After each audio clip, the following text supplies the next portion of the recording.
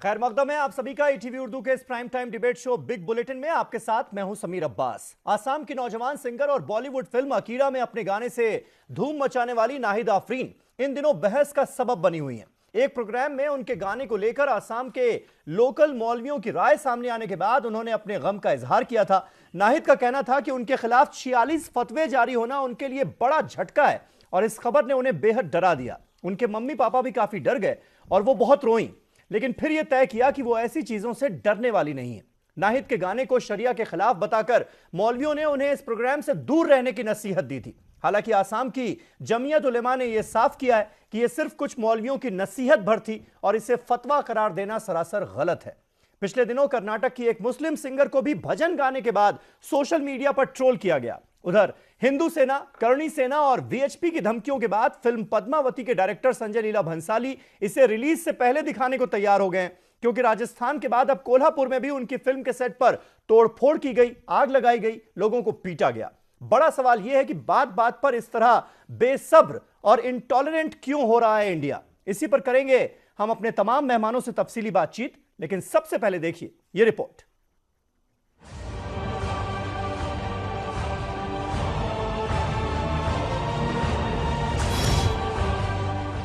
आजकल फतवा लफ्ज कान में पड़ते ही किसी तनाजे की आहट सी आ जाती है। वो फतवा जिससे कभी बड़े बड़े मसाइल हल किए जाते थे, आज वही फतवा नए नए तनाजों की जड़ माना जाता है। किसी मौलवी या मुफ्ती ने फतवा दिया नहीं कि एक नया तनाजा जन्म ले लेता है। कभी सानिया मिर्जा के स्कर्ट को लेकर फतवा आता है तो शाहरुख के सरोगेट फादर बनने पर फतवा जारी हो जाता है। क्रिकेटर मोहम्मद शमी की अहलिया की ड्रेसिंग सेंस पर भी सोशल मीडिया में खूब बहस चली। अब नाहिद और सुहाना जैसे उभरते टैलेंट मजहबी पुलिसिंग करने वालों के निशाने पर हैं। नाहिद आफरीन के खूब चर्चे हैं। आफरीन की गुलकारी के चर्चे तो पहले भी थे, लेकिन इन दिनों आफरीन उनके खिलाफ जारी की गई एक अपील की वजह से सुर्खियों में है। नाहिद के खिलाफ जोहाई और नागांव अजला में मुबैना तौर पर आसामी जबान में पर्चे तकसीम किए गए हैं। इन पर्चों में 25 मार्च को म्यूजिकल नाइट को खिलाफ शरीयत करार दिया गया है। ये शो जहां होने वाला है वहां से मस्जिद और कब्रिस्तान करीब हैं। नाहिद आफरीन सदमे में हैं, लेकिन उनका कहना है कि वो अपनी सलाहियत का मुनासिब इस्तेमाल करना चाहती हैं। जो फतवा मेरे खिलाफ जारी किया गया है उसको एक्चुअली जिन सब ने ये मिलकर किया है उन लोगों को मैं बहुत बहुत शुक्रिया अदा करना चाहती हूँ, क्योंकि जिस तरीके से उन लोगों ने मुझे बोला है, no doubt those sentences are going to encourage me in my coming future and I know कि अगर मैं कोई गलत काम करने जाऊँगी तो जिन लोगों ने मेरे बारे में ये फतवा या ऐसा कुछ हार्श सेंटेंसेस भी उन लोगों ने यूज़ किया है, मुझे ऐसा पता चला, so those sentences will reflect back and they will come to me and they'll just what to say, they'll prevent me from doing wrong things and always ask me to go in the right path. So I'd like to give a big thanks to those people. और लेकिन मेरा एक appeal भी है उन सब को कि ऐसा फतवा, ये शुरुआत मुझसे आप लोगों ने किया है और मैं चाहती हूँ कि मुझ पे ही आप लोग ख़त्म कर दे। इस तरह की सूरत हाल का सामना सिर्फ नाहिद को नहीं है। कर्नाटक की उभरती गुलकारा सुहाना सईद ने रियलिटी शो में भजन गाया। जजेस ने गायकी की सताइश की, लेकिन सोशल मीडिया पर सुहाना के भजन पर वो तूफान उठा जो थमने का नाम नहीं ले रहा। मंगलूर मुस्लिम तंजीम ने सुहाना की सख्त नुक्ताचीनी की। उनके इस फेल को गैर इस्लामी बताते हुए सुहाना को सख्त व सुस्त कहा गया। मारूफ नगमा निगार जावेद अख्तर का कहना है कि सुहाना को भजन गाने से रोकने वालों को हिंदुस्तानी संगीत की अजीम विरासत की समझ ही नहीं है। बात यहीं खत्म नहीं होती। फिल्म पद्मावती को लेकर भी काफी तनाजा चल रहा है। कुछ दिन कबल जब जयपुर के एक किले में फिल्म की शूटिंग चल रही थी, उस वक्त करणी सेना ने सेट को नुकसान पहुंचाया था और फिल्म डायरेक्टर भंसाली से दस्तराजी भी की थी। उधर मुंबई में इस फिल्म के सेट को आग के हवाले कर दिया गया। करणी सेना का कहना है कि फिल्म की स्क्रिप्ट में रानी पद्मावती के किरदार को मस्ख किया गया है। फन और अखलाकियात, फन और मजहब, तारीख और रिवायत, हकीकत और फसाना हमेशा से एक दूसरे से उलझते हैं और आइंदा भी इनकी राहें उलझती रहेंगी। ऐसी सूरत में फन और फनकार की जमहूरी हिंदुस्तान में क्या हैसियत होगी। फनकार फनी तकाजे को पूरा करे या समाजी बंदिशों में रहे। नाहिद और सुहाना पर ऐतराज जताने वालों को ऐतराज जताना चाहिए, लेकिन उन्हें याद रहे कि जिस तरह उन्हें ऐतराज जताने का हक है, उसी तरह नाहिद और सुहाना को भी कुछ हुकूक हासिल हैं। फनकार इंसानियत का नुमाइंदा और अलमबरदार होता है। इकबाल ने राम की शान में नज्म लिखी। नज़ीर ने होली, दिवाली और हिंदुओं के त्योहारों की तस्वीरें मुख्तलिफ नज़मों में खींची हैं, जिन्हें हम पढ़ते हैं। हसरत ने मथुरा की शान में कसीदे पढ़े। पिछले ही साल मरियम सिद्दीकी ने एक कंपटीशन में गीता का पाठ पढ़कर इनाम जीता था। मुल्क में अखलाकी व मजहबी पुलिसिंग की लहर चल पड़ी है, लिहाजा फन को फन ही रहने दिया जाए तो बेहतर है।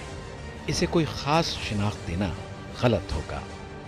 Bureau report, ETV news.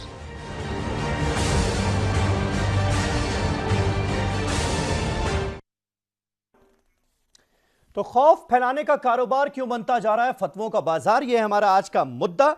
हमारे साथ तमाम खास मेहमान जुड़ चुके हैं। हमारे साथ शमीना शफीक हैं जो कि फॉर्मर मेंबर हैं NCW की, सोशल एक्टिविस्ट हैं। गुलाम रसूल दहलवी साहब हमारे साथ मौजूद हैं जो कि क्लासिकल इस्लामिक स्कॉलर हैं, ऑथर हैं, राइटर हैं। जितेंद्र खुराना साहब हिंदू जागरण अभियान के संयोजक, वो हमारे साथ इस बहस का हिस्सा हैं। मौलाना साजिद रशीदी साहब जो कि प्रेसिडेंट हैं ऑल इंडिया इमाम एसोसिएशन के, वो हमारे साथ इस बहस में जुड़े हुए हैं। तहसीन मुनव्वर साहब सीनियर एडिटर ETV उर्दू के, वो हमारे साथ इस बहस में हैं। और जाने माने फिल्म कलाकार अरुण बख्शी साहब मुंबई से हमारे साथ मौजूद हैं। इनको आप कई फिल्मों में देख चुके हैं। और बख्शी साहब शुक्रिया आपका, आपने वक्त निकाला, आज आपकी शूटिंग थी और हम आपको यहां ले आए। लेकिन सबसे पहला सवाल मैं रशीदी साहब आपसे जानना चाहूंगा, फतवा तो वो होता है ना जब आपको कोई दीनी बात समझ में ना आ रही हो और किसी मुफ्ती के पास आप जाएं कि जनाब ये मैं करने जा रहा हूं, ये सही है या गलत, उसके बाद जो मुफ्ती साहब अपनी राय दें वो फतवा कहलाता है। फिर ये खौफ का बाजार कैसे बनता जा रहा है? ये फतवों की जिस तरह से मार्केटिंग हो रही है आजकल, ये क्यों है? समीर भाई देखिए, फतवा कभी खौफ का बाजार नहीं रहा है।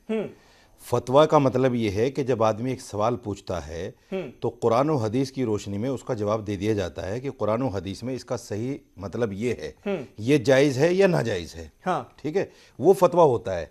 और वो सिर्फ मुफ्ती की कुरान और हदीस की रोशनी में एक राय होती है। ऐसा नहीं होता कि अगर तुमने नहीं माना तो नौज़बिल्लाह तुम काफिर हो जाओगे, ऐसा नहीं है।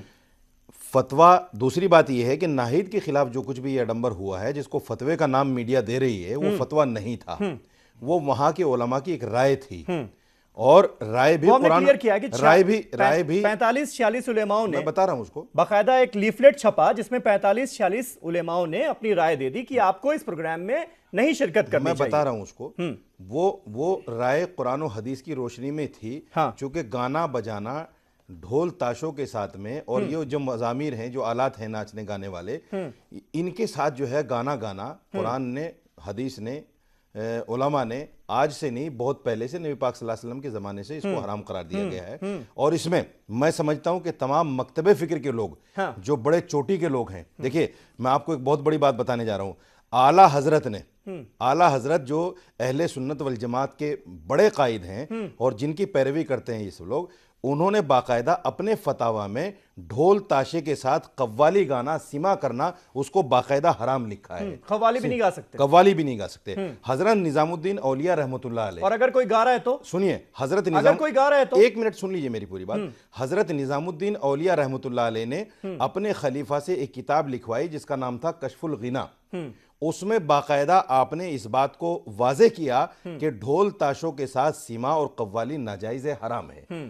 अगर कोई गाता है तो वो गुनाह का काम करता है, गुनाह है, जैसे शराब पीना हराम है। गुलाम रसूल साहब ये कव्वाली गाना भी गुनाह हो गया। अलग अलग दरगाहों में इतनी अच्छी कव्वालियां हम लोग सुनते हैं, उसको सराहते हैं, अब वो भी गुनाह हो गया क्या? देखिए, दो अलग अलग इश्यूज हैं। हाँ, उन्हें खल्त मल्त करने की कोशिश की जा रही है। मिसाल के तौर पर अभी मौलाना साहब ने कहा नाच गाना, फिर कहा गाना बजाना। गाना एक अलग चीज है, टू सिंग। बजाना नाचना एक अलग चीज़ है, जैसे नाच और गाना जी, नाचना अलग चीज़ है, गाना अलग चीज़ है। मैं बिल्कुल ही पॉइंटेड बात करूंगा जहां तक गाने की बात है, क्योंकि अभी आप जिस तनाजुर में बात कर रहे हैं वो म्यूज़िक, गाना, सिंगिंग वगैरह है, जो नाहिद का भी मसला है और बहुत सारे इश्यूज इससे जुड़े हुए हैं। हाँ। गाना, चाहे आप उसे सिंगिंग कहें, चाहे आप उसे म्यूज़िक कहें, चाहे आप उसे कव्वाली कहें, इस्लाम में बुनियादी तौर पर जायज़ है। रसूलुल्लाह सल्लल्लाहु अलैहि वसल्लम ने अपने बर्थ प्लेस मक्का से मदीना, जहाँ पे आज उनका मरकद अनवर है, जब आपने माइग्रेट किया तो वहाँ की बच्चियों ने अपने ज़माने के हिसाब से एक म्यूज़िकल इंस्ट्रूमेंट का इस्तेमाल किया था, जिसे हम दफ से जानते हैं। दफ बजाया था, तलाल बद्रु अलैना, हमारे ऊपर एक से चांद आ गए, वजब शुक्र अलैना, हम पर शुक्र वाजिब है।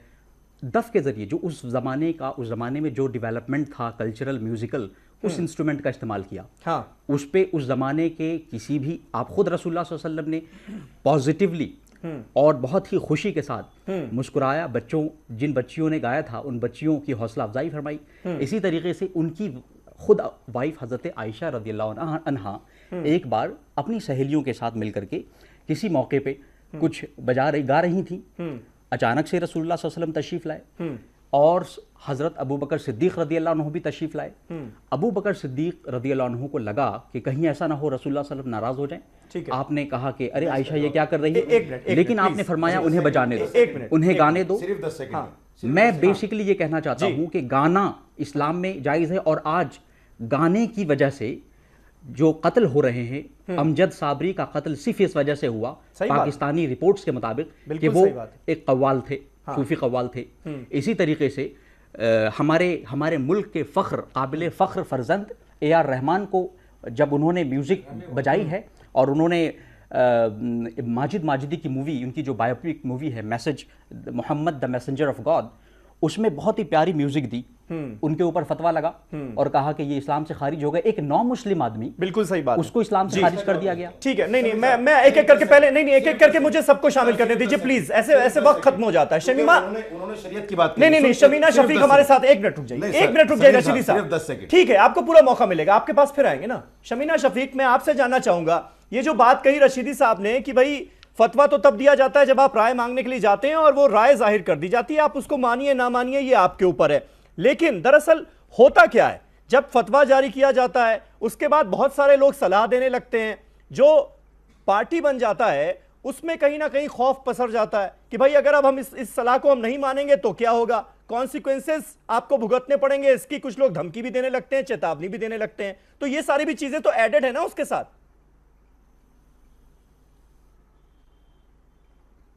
बिल्कुल, और मैं ख़ासतौर से एक बात यहाँ पर तवज्जो देना चाहती हूँ कि आप एक तरफ तो ये कह रहे हैं कि नहीं साहब राय दी थी, दूसरी तरफ आप कह रहे हैं फतवा नहीं दिया था। फतवा है क्या?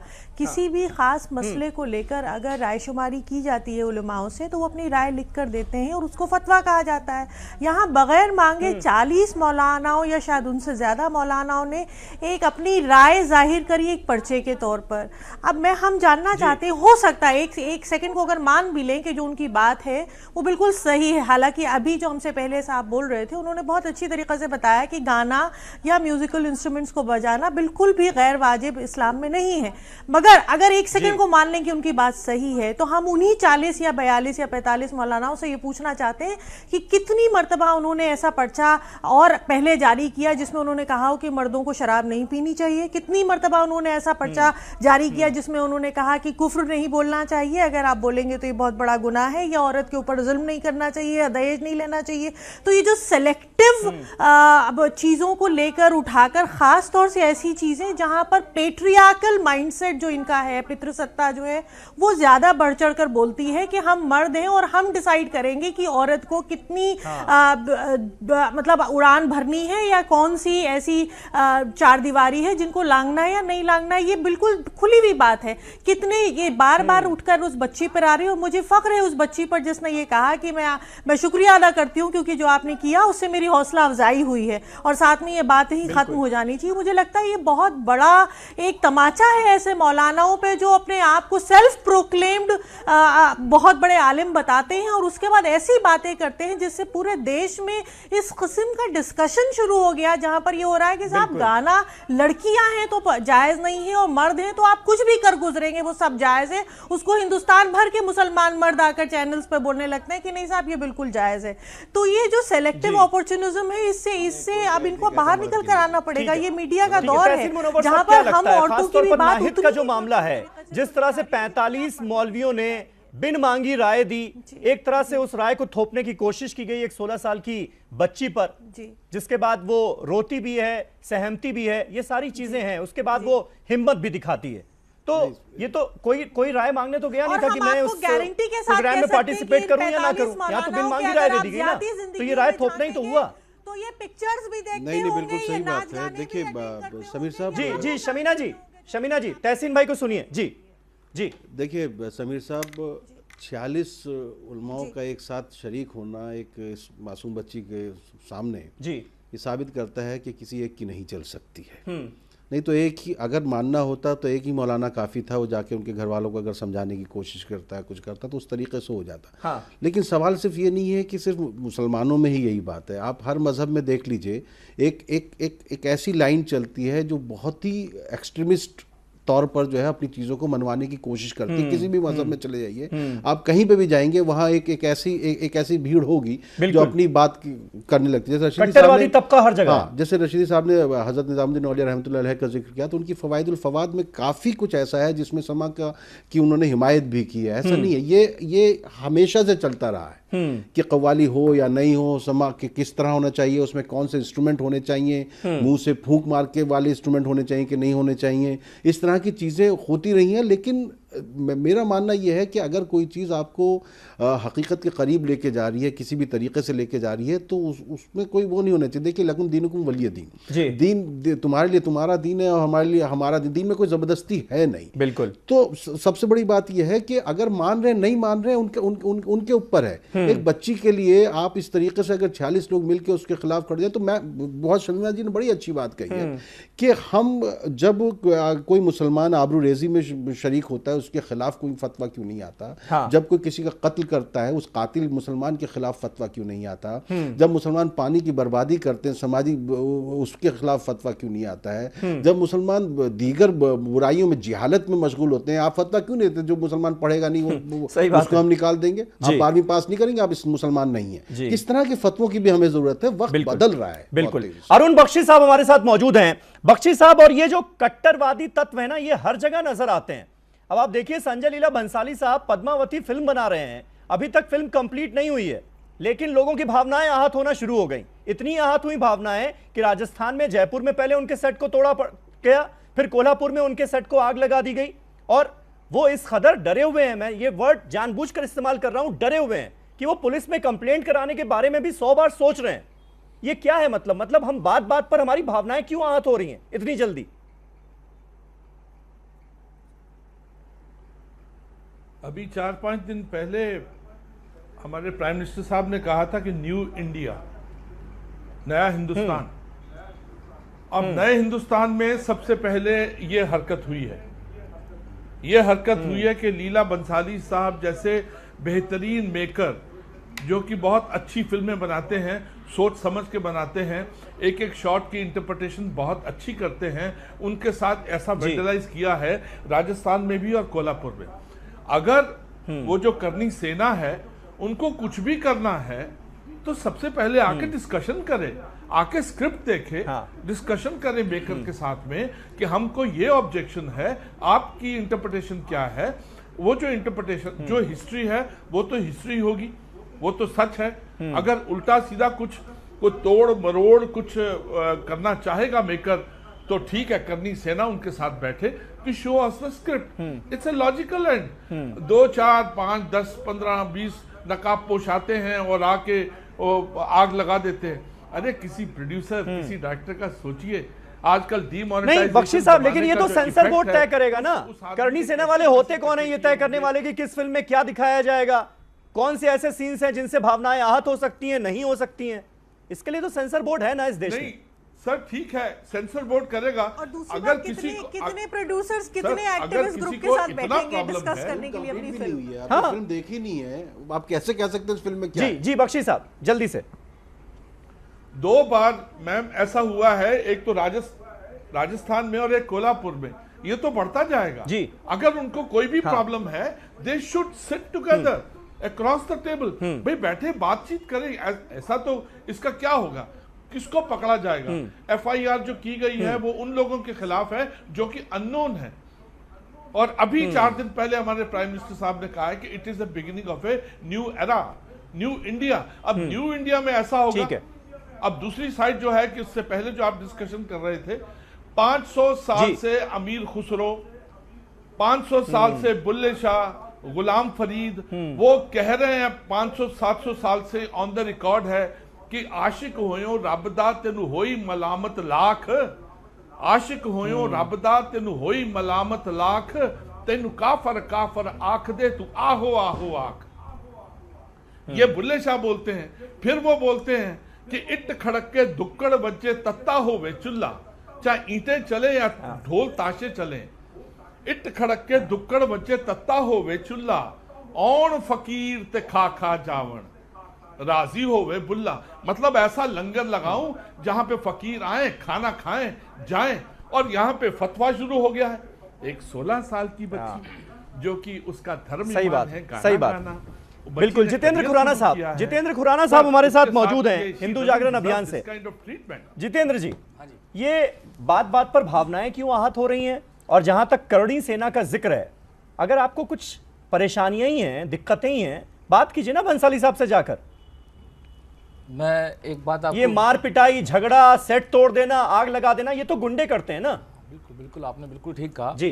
पहले तो मैं एक करेक्शन कर दूं मैं आपकी, ये जो घटना घटी है ये करणी सेना ने नहीं करी है।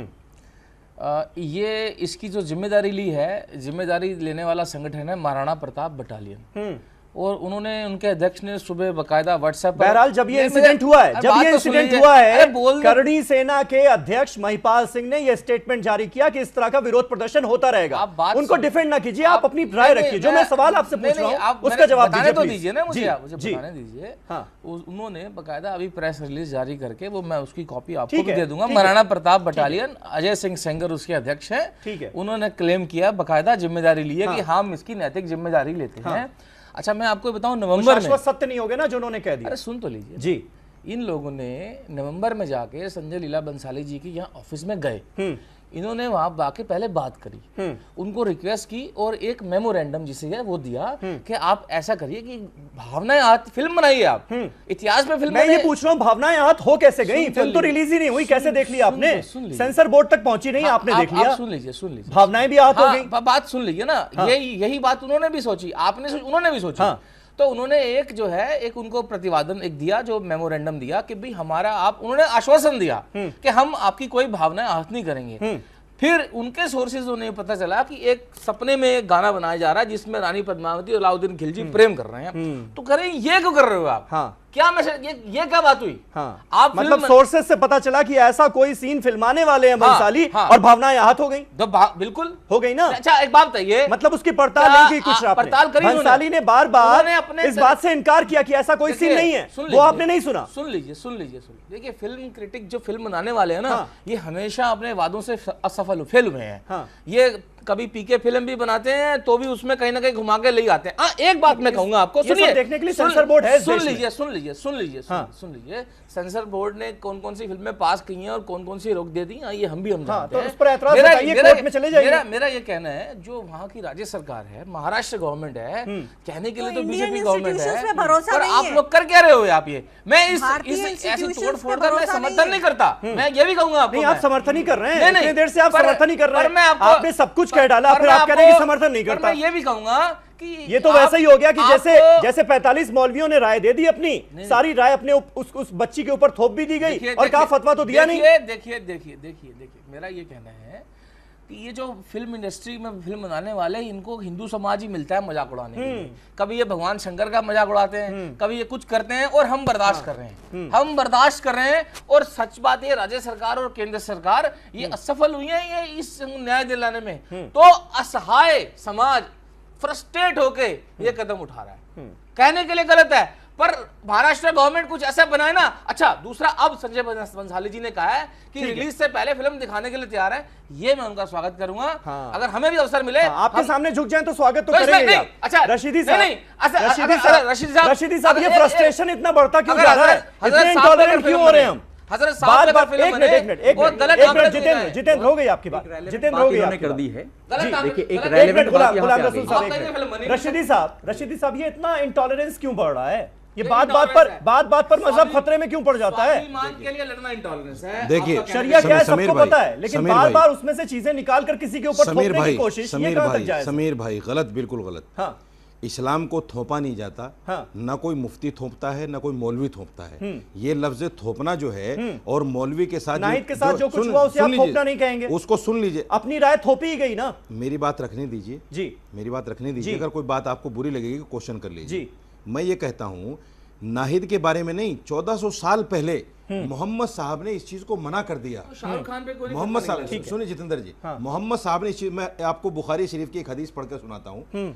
ये लिखा है अल्लाह के रसूल ने, मोहम्मद साहब ने, कि मुझे आलात मजामीर, ये जो ढोल ताशे हैं, इनको तोड़ने का हुक्म दिया गया है बाकायदा। दूसरे एक मिनट सुनिए, मैं एक और हदीस उस पर राय अलग अलग है ना। आप चार हदीस आप पढ़कर सुनाएंगे, चार हदीस गुलाम रसूल साहब पढ़ के सुना देंगे। मैं गुलाम रसूल साहब को चैलेंज करता हूं कि आला हजरत का फतवा मुझे कोई ऐसा दिखा दीजिए जो ढोल ताशों को जायज कहता है। ठीक है गुलाम साहब, मैं चैलेंज करता हूं टीवी पर, अगर आपको आला हजरत का फतवा दिखा दे तो मैं आपके सामने सरेंडर हो जाऊंगा।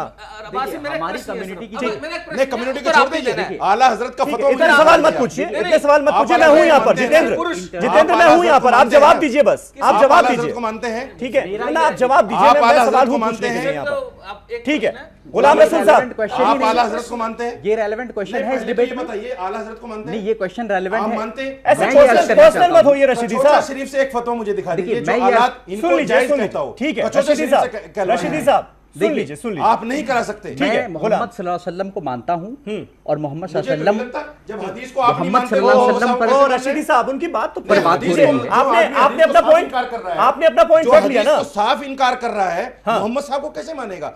इन्होंने कह दिया कि दीन में ऐसी कोई बात नहीं है कि ढोल ताशे जायज नहीं है। आपने कह दिया साहब। देखिए मैं ये करना चाहता हूं, सुन लीजिए, अब उनकी सुन लीजिए। आप मुझे आला हजरत से कुछ रशीदी साहब ऐसे बोलते रहिएगा तो फिर तो बहस खत्म हो जाएगी। पहनी हुई है, हाँ, आलिम और फाजिल मैं भी हूं। अगर मैं यहीं पर, एक मिनट, मैं टोपी लेके ही आया था, हाँ, आपसे जो है टोपी पहन करके अब बात करूं और आपसे ये पूछ दूं कि जिस हदीस की आप बात कर रहे हैं, नहीं, जिस हदीस से आप बात कर रहे हैं, आप अपने आप को आलिम फाजिल रशीदी साहब बात पूरी होने दीजिए। हदीस की रशीदी साहब, आप यानी बोलने नहीं देना चाहते ना उनको? आप उनको बोलने नहीं देना चाहते? आप सुन तो लीजिए, दूसरी राय भी आने दीजिए ना। आपकी राय तो हम लेते रहते हैं। सुनिए, सुन लीजिए, किसी को कहने का हक नहीं है। रशीदी साहब सुन तो लीजिए, मोहम्मद साहब की एक हदीस, यही तो दिक्कत है ना, साबित करने यही दिक्कत है, यही दिक्कत है कि आप सुनना ही नहीं चाहते। देखिए जी, इन्होंने जो कहा है, जो हदीस इन्होंने पेश की है ना, कि रसूलुल्लाह सल्लल्लाहु अलैहि वसल्लम ने कहा कि आलाते मजामीर को तोड़ डालने का हुक्म दिया गया है। जी, सवाल ये है कि इस्लाम में हर वो चीज जिसका नेगेटिव इंपैक्ट पड़ेगा उसे तोड़ने का हुक्म है। मिसाल के तौर पर इस्लाम के अंदर आलाते मजामीर उस दौर में जो इस्तेमाल होते थे एक दूसरे को गाली गलोच करने के लिए, उस जमाने के जो शोरा थे, इमराउल कैस, उस जमाने के जो शोरा थे, जरीर, वो सारे जो लोग थे वो सारे मजामीर का इस्तेमाल गाली गलोच के लिए करते थे, हिजो के लिए करते थे, उसको भी कहा गया है, हिजो के लिए करते थे। और उसी वक्त हजरत हसन इब्ने साबित, सबसे बड़े सहाबी जो जिन्होंने नात ख्वानी को प्रमोट किया है, हसन इब्ने साबित भी है। नात ख्वानी गाना नहीं है क्या? नात ख्वानी गा के ही तो करते हैं, म्यूजिक ही तो है। आप कुरान करीम पूरा का पूरा शेर है। आप अभी कव्वाली को भी नाजायज ही कह रहे हैं। नहीं, कव्वाली को कह रहा हूं, ढोल ताशों के साथ। ढोल ताशों के साथ ही होती है कव्वाली। निजामुद्दीन बिना ढोल ताशों के कहां कव्वाली होती है? कौन कहता है? पहले होती थी। हसन इब्ने साबित जो अशार पढ़ रहे थे वाला भी बावजूद होता था, सुनने वाला भी बावजूद होता था। वो क्या थी? होती थी पहले। निजामुद्दीन औलिया खुद सुनते थे। देखिए समीर अब्बास साहब जी, मजामीर इमराउल कैस जरीर और आज तब होती है जैसे लोग जो उसमें सब किसमें देखिए, फतवा मजामीर है? दो आज दो है, अलग-अलग मजामीर अलग उनके अलग खिलाफ फतवा हुजूर ने होती फरमाया। है। ठीक है, पहले ठीक है, चलिए मजामीर में दुफ आता चलिए, है तो शास्त्रार्थ हो जाएगा, शास्त्रार्थ हो मजामीर में दुफ आता है क्या? आयशा रज़ी अल्लाह मजामीर में दुफ आता है क्या? इस्तेमाल ठीक है, आपको यही पता नहीं कि वो दुफ है या दफ है? ठीक है, जायज है। चलिए यहाँ पर गुलाम रसूल, आपको यही पता गुलाम नहीं कि रसूल दुफ है साहब, या दफ है? रशीदी साहब, आप ही लोग बहस कर लीजिए। आपको यही पता नहीं कि लोगों दुफ के है या समझ दफ में, है? व्यूअर्स के समझ में बस इतना आ रहा है कि इस मसले पर आप दोनों की राय मुख्तलिफ है। एक छोटा सा ब्रेक ले लेते हैं, एक छोटा सा ब्रेक ले लेते हैं, ब्रेक के बाद फौरन होते हैं हाजिर। बहस लगातार जारी है। बड़ा सवाल यही है कि इंटॉलरेंट क्यों होता जा रहा है इंडिया, बात बात पर हमें गुस्सा क्यों आने लगा है, बात बात पर जो धर्म है, मजहब है, वो खतरे में क्यों पड़ने लगा है। छोटा सा ब्रेक, बहस जारी।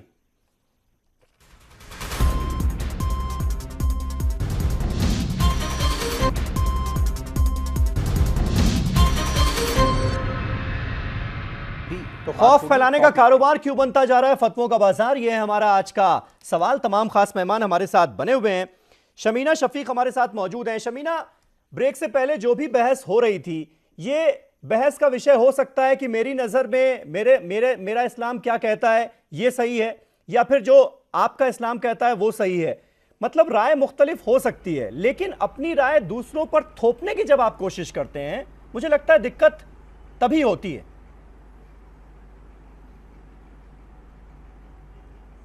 जब जिस इंटॉलरेंस की आप बात कर रहे हैं कि बढ़ता चला जा रहा है, वो तो आपके चैनल पे डिस्कशन में दिख रहा है कि इंटॉलरेंस का लेवल क्या है, कि दूसरे की बात सुनने को हम तैयार नहीं है, दूसरे की नजरिया देखने को हम तैयार नहीं है। पहली बात।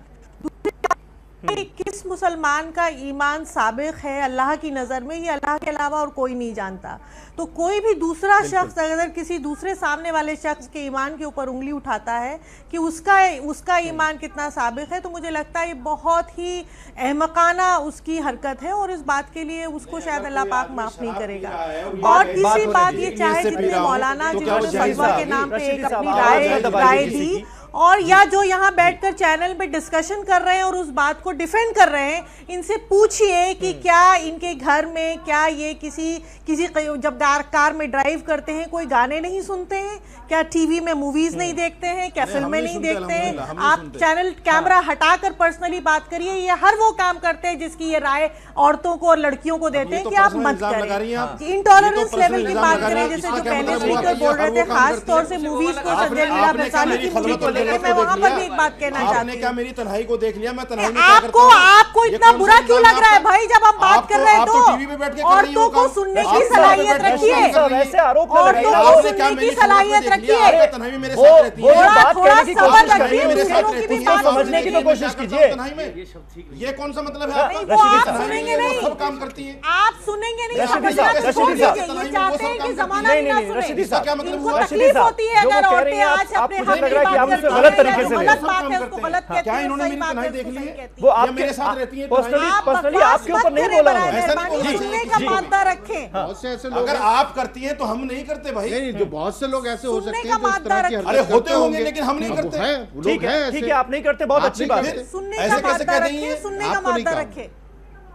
जी सुनने का माता नहीं, गलत बोलेंगे तो जी नहीं सुनेगा कोई भी। जी, खुराना साहब, सुनने का मादा ये रखें, बराए वही बात मेहरबानी। होगी ना, करणी सेना जो कर रही है, या फिर जो कट्टरवादी संगठन जो काम कर रहे हैं, वही यहाँ पर भी हो रहा है ना। यानी कट्टरवादी जो तत्व हैं वो हर जगह प्रॉब्लम क्रिएट कर रहे हैं, अपनी मर्जी थोपने की कोशिश हो रही है, दिक्कत उसी वजह से हो रही है।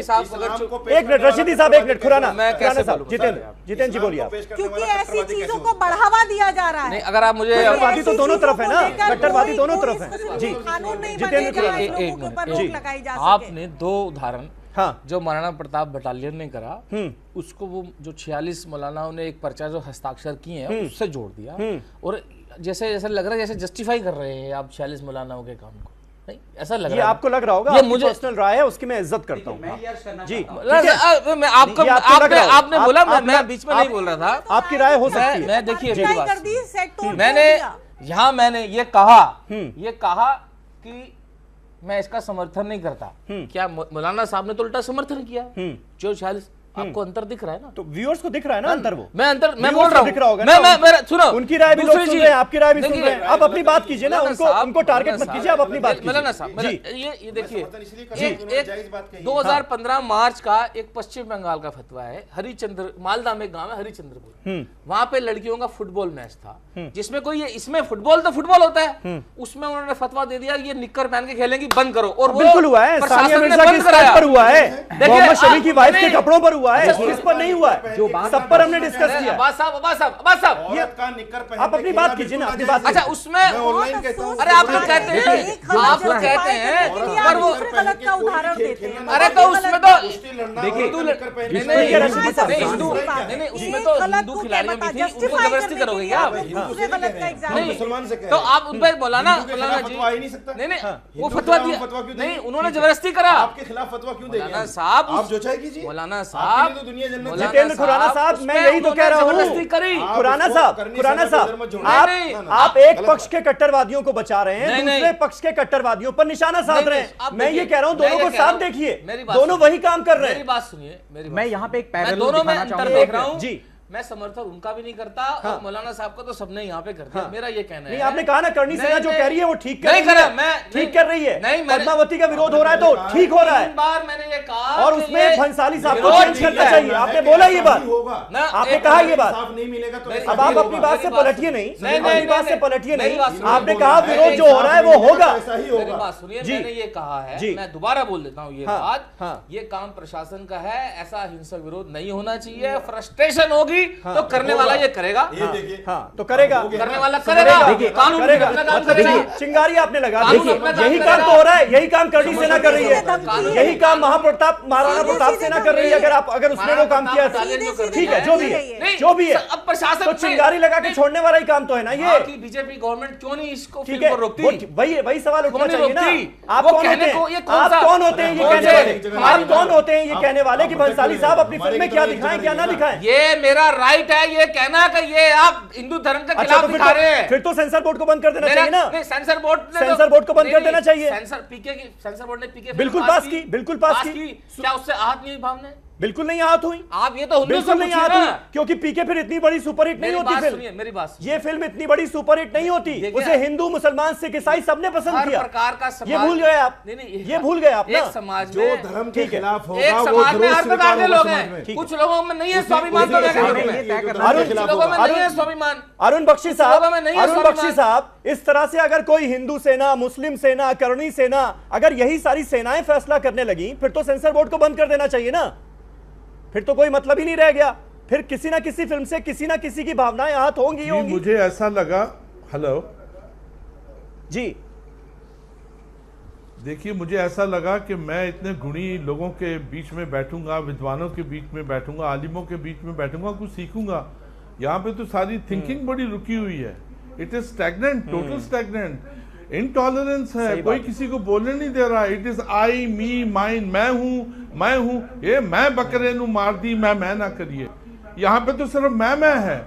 ऐसा मत कीजिए सर। हाँ। मुझे लगता है, ये हेलो, लीला भंसाली भी कर रहे सर, हैं। मुझे लगता है सुन लीजिए थोड़ी सी हो सकता है कुछ सीख ले। किसी की नजर लग गई। कुछ सीख लीजिए। अब तो ये वक्त आ गया है कि कोई बहुत बड़ी शख्सियत जो इंडस्ट्री का है, एक ही काम है पैसा कमाना, चाहे वो कोई जितेंद्र साहब व्यक्ति सुन हो, लीजिए बख्शी साहब को प्लीज, फिल्म इंडस्ट्री के फिल्मों व्यक्ति को तो सिर्फ प्लीज बंद कर देना पैसा चाहिए। ऐसे वक्त बर्बाद मत कीजिए, ऐसे वक्त बर्बाद मत कीजिए। फिल्मों की वजह से बहुत सारे व्यूअर्स इस शो को देख रहे हैं, उनका भी वक्त बर्बाद मत कीजिए। सुन लीजिए जरा उनकी बात हो गया को। फिल्मों की वजह जी, से, बंद कर देना चाहिए। ठीक है, बिल्कुल ठीक है रशीदी साहब। अरे जरा टॉपिकल गुफ्तगू करें, बख्शी साहब, 1 by 1 बात करें। बख्शी साहब अपनी बात पूरी कर लीजिए। मुझे ऐसा लगता है सर, मुझे इजाजत है, मैं ज्यादा वक्त नहीं लूंगा सर जी। ना। मैं आई मी माइंड, मैं हम हूं, हम, आप और हम। मैं आपसे सिर्फ ये कहना चाह रहा हूं, मुझे इंट्यूशन वाइब्रेशन हो रही है कि कोई बहुत बड़ी शख्सियत जो है वो अवतरित होगी, वो पैदा होगी, और वो आके हम सब के जो सवाल हैं, इनटॉलरेंस है, उनका जवाब देगी। मुझे लगा कि यहाँ पे बहुत कमाल की थिंकिंग होगी, जो कि इसको ग्रोथ होगी। एक समीना जी के अलावा मेरे ख्याल से किसी ने भी कोई उस पॉइंट के ऊपर पॉइंट ऑफ व्यू अपना सही नहीं दिखाया है। यहाँ झगड़े हो रहे, क्यों हो रहे हैं sir? Let's solve it, let's be positive about the solution. Let's create a solution. Bakshi साहब, आप और हम जवाब दीजिए ना, जवाब दीजिए, सवाल ना पूछिए। डिबेट का मतलब ये है, बहस नहीं है, कोई झगड़ा नहीं है। Let's speak together. Yes, I also agree with you Bakshi साहब। ये तो कोई बहुत बड़ी शख्सियत पैदा होगी, इतना बड़ा क्यों आपकी तो भावनाएं हाथ हो रही है बात बात पर, आपकी तो भावनाएं हाथ हो रही है बात बात पर। भाई जितेंद्र साहब, बख्शी साहब, आप कैसे उनके साथ हैं? भावनाएं सिर्फ दिखाने के लिए साथ मत होइए ना, अगर दिल से साथ है तभी बोलिए। सर कम जी बख्शी साहब, माननीय बख्शी जी, मैं जितेंद्र खुराना बोल रहा हूँ। ये जो फिल्म बन रही है अलाउद्दीन खिलजी और पद्मावती की, मेरा निवेदन है, मेरा सुनिए। अलाउद्दीन खिलजी की जो मानसिकता थी, वो उसके अंदर जो कामुक मानसिकता थी कि वो पद्मावती को पाना चाहता था। सुन लीजिए आप इस बेसिर पैर की बातें मत कीजिए जितेंद्र जी, बेसिर पैर की क्या बातें मत बेसिर कीजिए ना। पैर की है? इतिहास को यही तोड़ तो मरोड़ के स्टोरी है। पूछने की कोशिश कम से कम इस चैनल पे मत कीजिए स्टोरी है। आप। मैं आपसे कह रहा हूँ, मैं आपसे कह रहा हूँ, ठीक है, आपने अपने हिसाब से इतिहास को गढ़ लिया। आप चाहते हैं कि कोई फिल्मकार जब फिल्म बनाए तो यही दिखाए। आते हैं, आप इसका समर्थन क्यों कर रहे हैं? कम से कम हमारे पूर्वजों का जो जिन्होंने बलिदान, उस माँ ने हमारे लिए, वो माँ है। उस सर माँ ने मुझे अपने आपकी आबरू किसी बचाने बात पे के भी लिए गुस्सा नहीं आएगा, मुझे बहुत हाथ में हंसी लगा आ दी। रही है, और ये लतीफे की तरह लग रही है अब मुझको। हमें शर्म आ रही है, हमें शर्म आ रही है। आपको हंसी आ रही है, हमें शर्म आ रही है कि हमारे पूर्वज ने अपने आबरू बचाने के लिए जौहर कर लिया और आज हम उनके आपको शर्म आ रही है? आपने पिक्चर देखी सर? आपने देख ली पद्मावती खुराना बोल भी नहीं सकते। पद्मावती देख ली ना आपने? हेलो, क्या सम्मान करेंगे? आपने पिक्चर पद्मावती देखी? देख ली ना आपने फिल्म? क्या सम्मान करेंगे? अरे हेलो, जो रिपोर्ट्स आ रही हैं, सुन लीजिए, मैं अब उनकी कहता बात हूं सुन फिल्म लीजिए, देखी अब उनकी बात सर? सुन लीजिए जी। रिपोर्ट कहाँ से आ रही है सर? फिल्म तो मेरी बात सर रिपोर्ट कहाँ से आ रही है?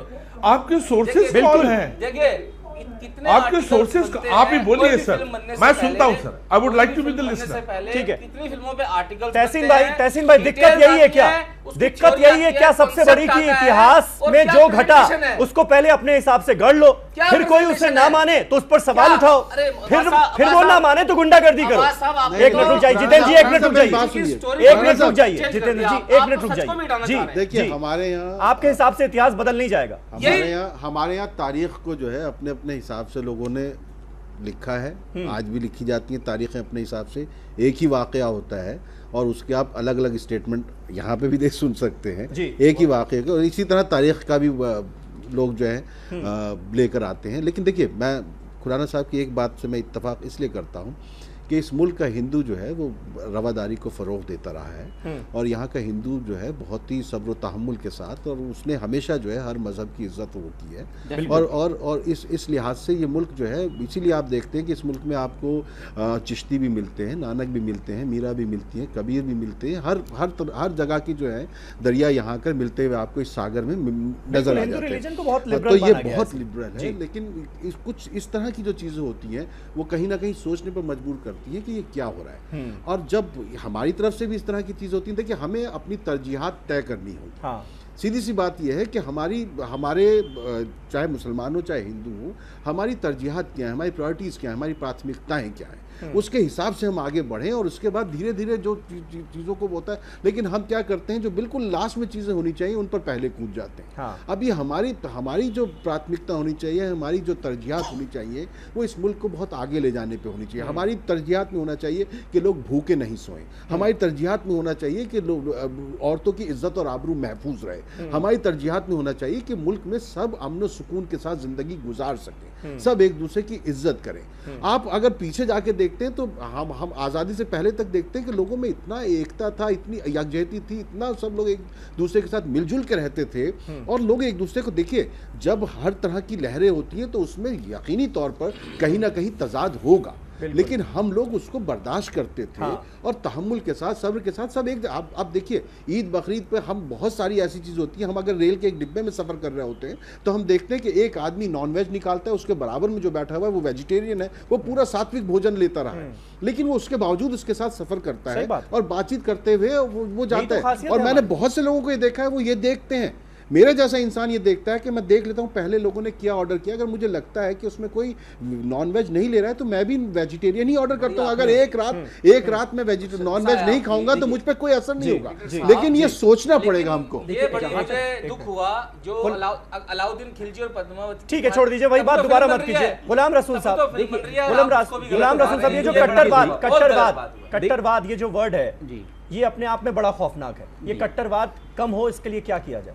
देखिए, अभी के जो हालात हैं, हिंदुस्तानी मुसलमानों को इस्लाम की जो इंडियन स्पिरिट है, जो हिंदुइज्म की भी है, सिमिलर है जी, यानी टॉलरेंस, उसे बचाने के लिए बड़े ठंडे दिमाग से जहन और दिमाग के दरीचों को खोलकर दर्दमंदी के साथ एक बात सोचने की जरूरत है। और वो बात ये है कि जब नाहीद पे 48 या 45 उलमा ने राय जनी की, मैं इसे फतवा नहीं कहता, एक अलग डिस्कशन है, राय जनी की, तो उन्होंने जो ट्वीट किया है वो ये था, जहाँ तक मुझे याद है, कि व्हेन आई हर्ड फतवा against me I was shocked, I cried a lot, but still I have good faith in Islam. इसी तरीके से जब AR रहमान साहब पे फतवा लगाया एक तंजीम ने, उनकी म्यूजिक पर जो उन्होंने मोहम्मद द मैसेंजर में दी थी, बड़ा प्यारा जवाब दिया था उन्होंने टाइम्स ऑफ इंडिया को। उन्होंने कहा था कि I am no scholar of Islam and but I follow the middle path of Islam which is traditionalist as well as rationalist. फिर उन्होंने एक बहुत बड़ी प्यारी बात कही, और वो ये कही कि my decision to compose the music was in good faith and in love for the prophet Muhammad. एक बड़ी प्यारी बात कही कि मैं जब आखिरत में यानी खबर के बाद जाऊंगा, अच्छा एक चीज बस और सुन ले, अब वो जो मूवी थी उस मूवी को देखा भी नहीं था मौलाना हजरात ने, मुफ्तियान कराम ने, जिन्होंने फतवे लगा दिए, मूवी रिलीज भी नहीं हुई थी, फतवे लगा दिए कि भाई ये हराम काम हो रहा है। माजिद माजिदी ने प्रेस टीवी ईरान को ये इंटरव्यू में कहा, उनसे पूछा गया बड़े फतवे लग रहे हैं आप पे, क्या कहेंगे? उन्होंने ये कहा कि देखिए, my decision to make this movie is that I am trying to tackle the growing Islamophobia in Western world। ठीक है, वो ये चाह रहे हैं कि इस्लाम की जो का चरित्र, इस्लाम की जो सूरत पेश की जा रही है, इसे प्यारे अंदाज में पेश किया जाए। देखिए, मैं ये आखिरी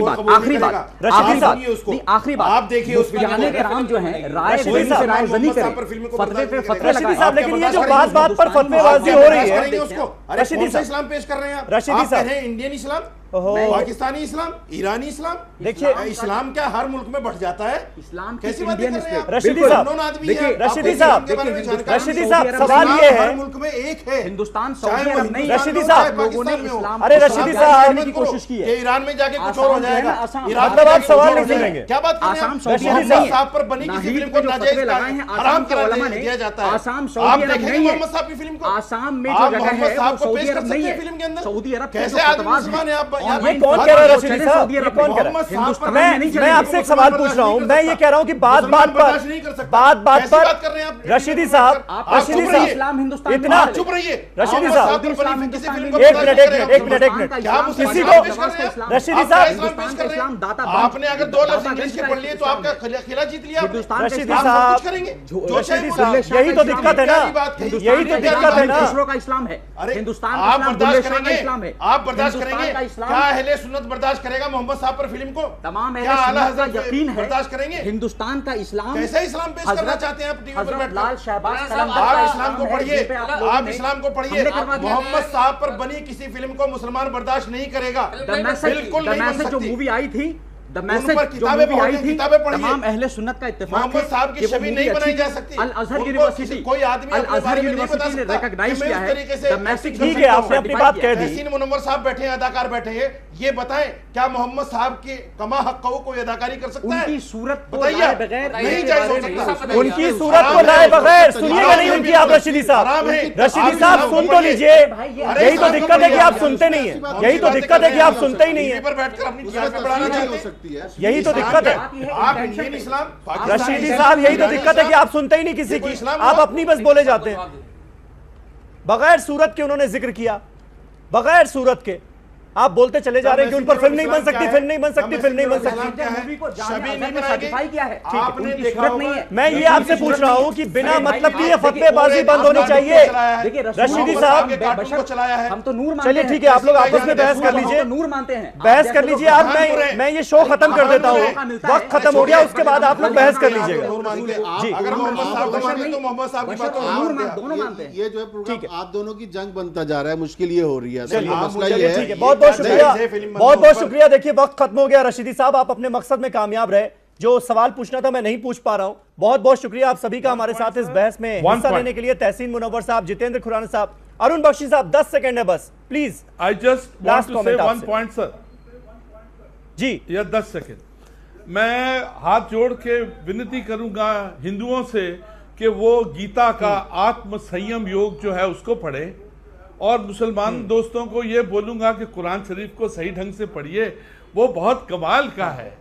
हम भी उसका अनुसरण करते हैं, बिल्कुल सही हम बात। उनकी जो बिल्कुल सही बात, जो पॉइंट्स है उसको अपनी जिंदगी में लाते हैं। बस ये हाथ जोड़ के विनती है अगर कि हिंदू लोग आत्म संयम योग जो अध्याय है उसको पढ़े, और मुसलमान। चलिए बहुत बहुत बख्शी साहब, बहुत अच्छी बात आपने कही। इसी नोट के साथ मैं शो को खत्म करूंगा। बहुत बहुत शुक्रिया आप सभी का इस शो में हिस्सा लेने के लिए। कल एक नए टॉपिक पर नई डिबेट के साथ हाजिर होऊंगा, तब तक के लिए शब बखैर।